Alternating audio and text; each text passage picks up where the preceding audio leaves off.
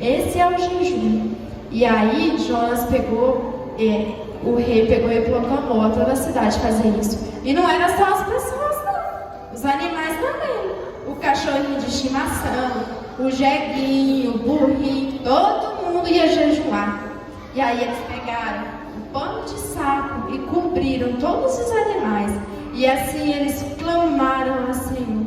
Eles jejuaram pedindo salvação pela sua cidade, porque eles não queriam ser destruídos. Aí Jonas viu todo aquele clamor perante, daquela cidade perante Deus. Aí sabe o que Jonas fez? Jonas orou ao Senhor e disse bem assim: Ah, Senhor, não foi isso que eu disse estando ainda na minha terra. Por isso eu preveni fugindo para Tarsis, pois sabia que és Deus, piedoso e misericordioso, longânimo e grande em benignidade, e que te arrependes do mal. Olha só que cara de pau de Jonas. Jonas fugiu, desobedeceu, fez tudo aquilo que ele fez para fugir da presença do Senhor com medo, porque estava com medo de morrer. Aí na hora que ele viu o povo se arrependendo lá com a palavra que Deus mandou ele pregar, aí ele falou assim: não, Senhor, mas eu fugi porque eu sabia que o Senhor ia ser bondoso e que essas pessoas iam se clamar ao Senhor.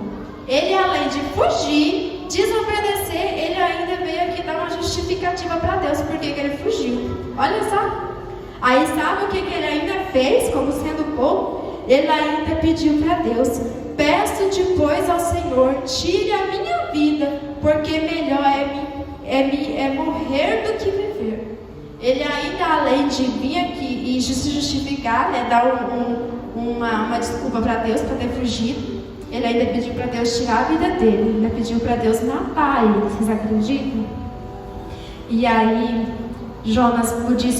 Deus disse para ele bem assim: é razoável esse teu ressentimento? Deus falou bem assim para Jonas. Aí o que Jonas fez? Jonas saiu da cidade de Nínive e foi até a banda do Oriente, fez uma cabana e sentou lá.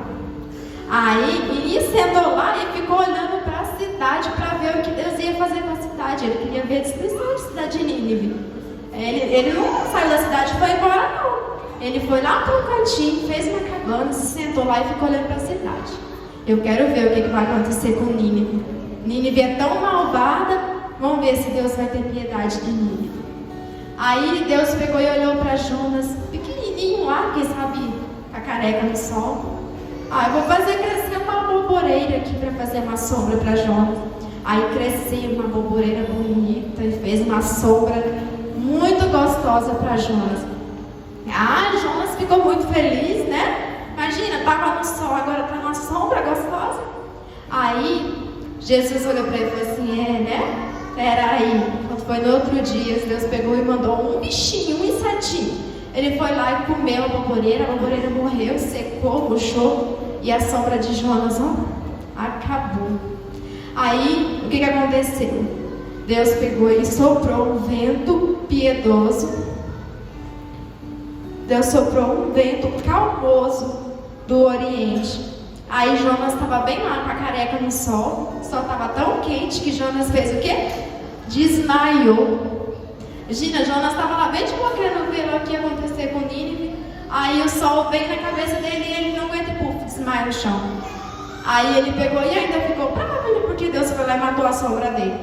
Aí ele ainda se levantou e pediu para Deus tirar a vida dele de novo. Pediu uma vez e pediu de novo para Deus tirar a vida dele.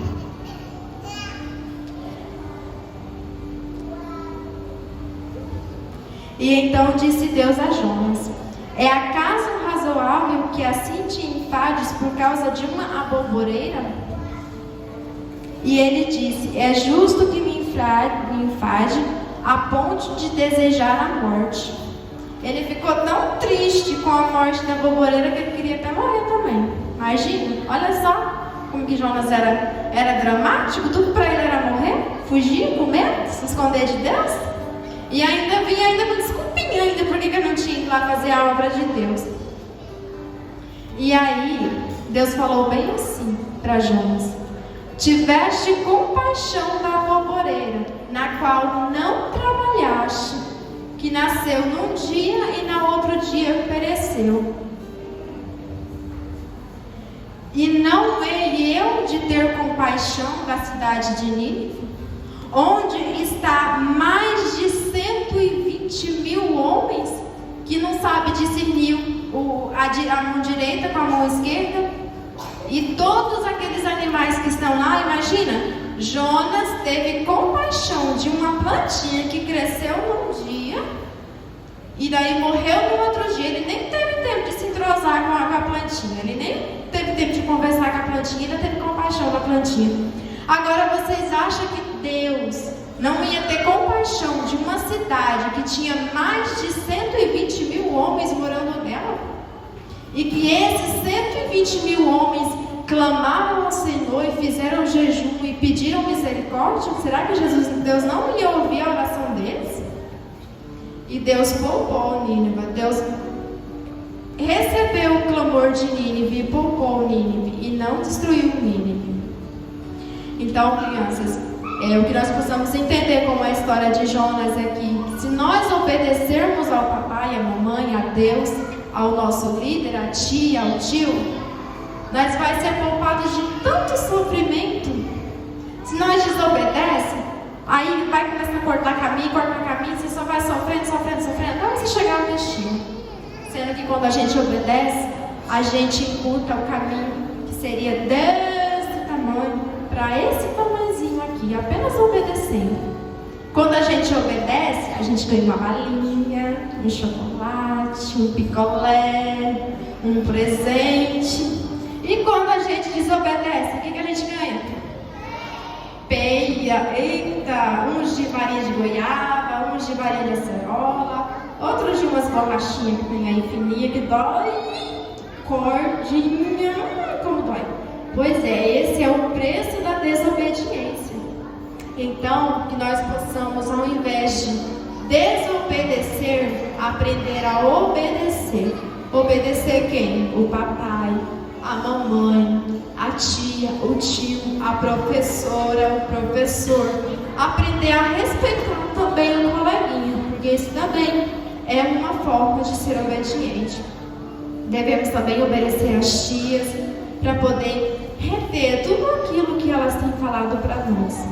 Então é mais fácil nós obedecermos do que desobedecermos. Se nós desobedecermos, nós vamos ser punidos igual Jonas. Às vezes a gente desobedece, a gente vai lá e faz um pecado, faz igual Jonas, se esconde lá no cantinho, lá no fundinho. Ninguém vai me ver aqui. A gente pode até enganar o papai, a mamãe, o tio, a tia, mas o papai do céu a gente não engana.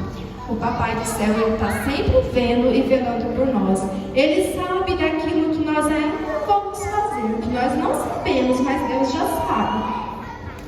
Porque Ele sabe de tudo, exatamente. Ele está sempre presente. Ele foi, Ele é e Ele também será amanhã. Então, antes da gente pegar e esconder alguma coisa e falar assim, estou escondendo do meu pai está vendo, ele não vai brigar comigo. Papai do céu está vendo, ele está lá, só anotando. Aí quando você pegar e falar assim, agora eu vou orar, eu vou lá pedir para o papai do céu para ele me dar um presente, para no final do ano ele abençoar o meu pai e me dar uma bicicleta. Aí Deus olha lá na listinha dele, mas fulano fez tal coisa e escondeu, e ainda está vindo aqui me pedir um presente. Vou dar não, Deus vai lá e vê a maldade que você fez e não dá. Ao invés dele abençoar, Deus vai te corrigir para você aprender que não pode desobedecer e nem esconder nada. Às vezes a gente pega o pastor ou a tia ou o nosso líder e fala assim, eu quero que você vá lá no Catar, lá no lojão pregar, aí congregar com eles lá e ajudar.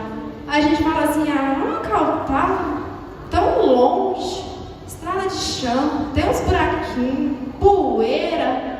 Vou não, eu vou ali na Santa Maria, que é bem aqui pertinho, de trás da minha casa. Tem asfalto, 5 minutos eu estou em casa, não vou me sujar de poeira. Às vezes o pastor não vai ficar sabendo, porque ele não avisou os irmãos lá que você ia. Apenas você sabia que você ia. Mas o papai do céu já vai ver. Fulano desobedeceu o pastor. Aí a gente pega e fica lá. Meu Deus, mas por que isso aqui não é errado?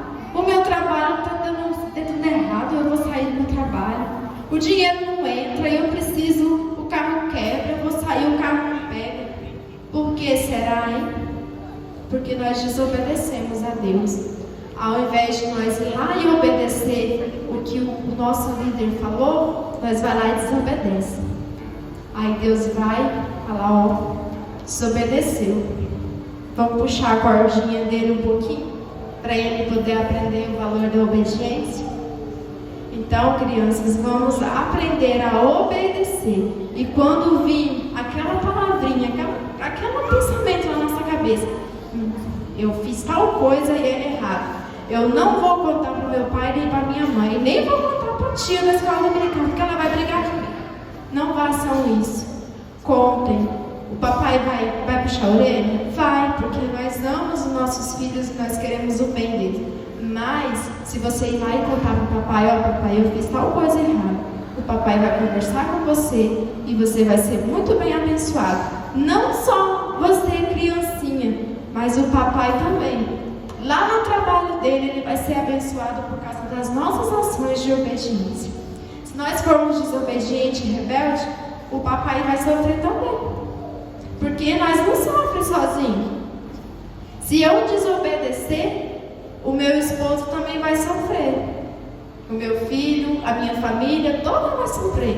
Se ele desobedecer, todos nós vamos sofrer, porque nós somos uma família e somos uma carne. Estamos todos juntos. Então, se a gente faz tudo certinho, como Deus manda e requer, o Senhor abençoa grandemente a nossa família. E foi bem pequenininha, essa foi a palavra que o Senhor colocou no meu coração.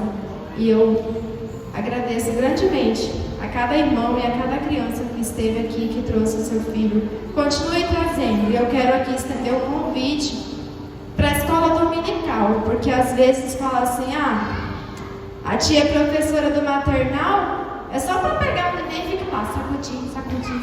Não. Esses dias teve uma pessoa que chegou para mim e perguntou assim, Bia, o que vocês fazem lá na salinha do maternal? Vocês só brincam lá? Falei, não. Lá a gente faz chamada, a gente ora, a gente estuda a lição, a gente passa a lição do dia, a gente aprende, faz tarefinha. Depois que a gente aprendeu tudinho, a gente vai brincar. Às vezes a pessoa fala assim, mas é só um bebezinho, é só um Estevão lá, pequenininho, não entende nada. Claro que ele entende, olha lá, viu o sorrisão que ele deu pra tia? Né, Estevão? Já tá aprendendo até a pintar na escolinha dominical. A hora que a gente pega a lição assim, coloca na frente dele, ele já vai lá e pega o lápis e fica assim, passando no desenho. Então, traga o seu filho para a escola dominical, papai e mamãe. Não importa se o seu filho tem 3 meses, 4 meses, 1 ano, 2, 4, 5. Traga ele, porque a escola dominical é o ponto onde eles vão aprender e aprender a palavra do Senhor.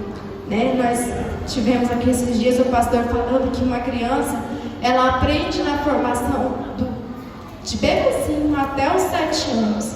Então não deixe de trazer o seu filho para a escola dominical só porque ele é um bebezinho. Porque eles entendem sim e eles aprendem muita coisa na escolinha dominical. Amém? Agradeço por nós, em nome de Jesus.